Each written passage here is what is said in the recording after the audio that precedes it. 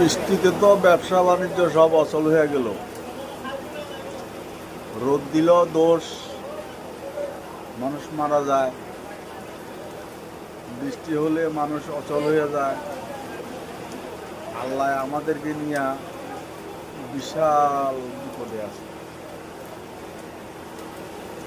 এই বিপদ কোনো বইলে শেষ করা যাবে না। প্রত্যেকটা মানুষ আল্লাহরে দোষ দিচ্ছে।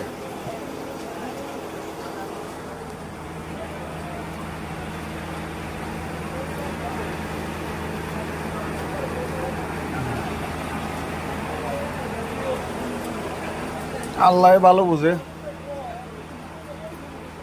আর কি করবে। আল্লাহ ছাড়া তো আমাদের কোনো গতি নাই, গতিহারা আমরা।